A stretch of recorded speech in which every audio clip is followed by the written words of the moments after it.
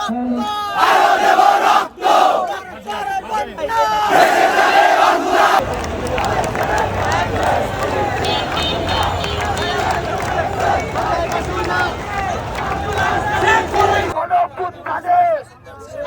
কোনদিন সচিবালয় ব্লকেট করিনি,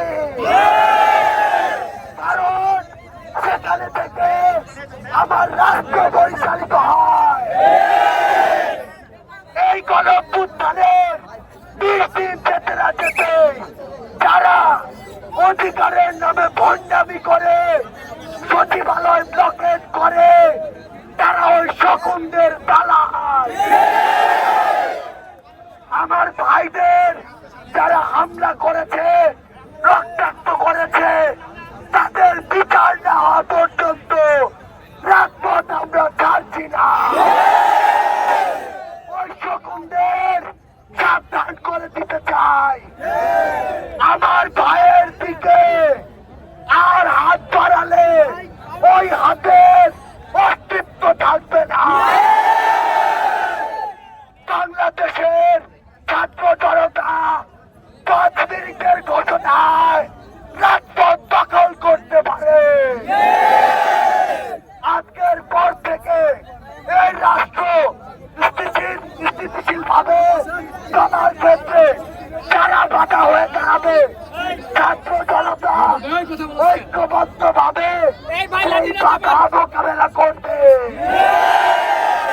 আপনাদের শুধু একটি কথাই বলতে চাই, শকুনেরা এখনো হারিয়ে যায়নি।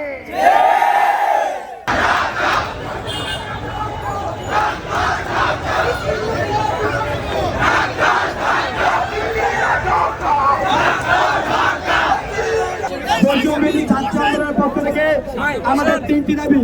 1 নম্বর দাবি, যেসব ভাইয়েরা আহত হয়েছে তাদের সকল চিকিৎসার ব্যয় সরকারকে বহন করতে হবে। আমাদের 2 নম্বর দাবি, আমাদের ভাইদের উপর যে সকল আঘাত করেছে তাদেরকে 24 ঘন্টার মধ্যে গ্রেফতার করতে হবে। আমাদের 3 নম্বর দাবি এবং যেটি বিশেষ দাবি, এই ফ্যাসিবাদের দোষরা এখন পর্যন্ত সচিবালয় থেকে রাষ্ট্রীয় যে সকল প্রশাসনিক অবস্থানে আছে তাদেরকে চিহ্নিত করে ক্লিন অপারেশন পরিচালনা করতে হবে। ক্লিন অপারেশনের মাধ্যমে এইসব ফ্যাসিবাদী দোষরদের ষড়যন্ত্রকারীদের অনতিবিলম্বে গ্রেপ্তার আওতায় তাদেরকে বিচারের সম্মুখীন করতে হবে। বন্ধুগণ, বৈষম্য বিরোধী ছাত্র আন্দোলন একটি 5ই আগস্ট ঘটিয়েছে, একটি গণঅভ্যুত্থানের নেতৃত্ব দিয়েছে।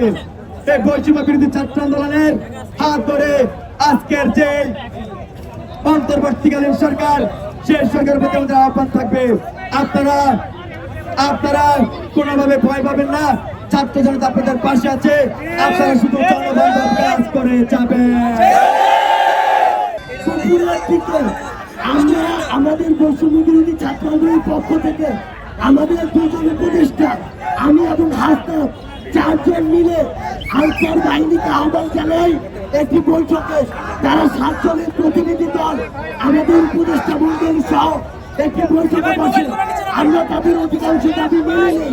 তাদেরকে বলি যে বাকি দাবিগুলো মানার জন্য কিছু সময় লাগবে।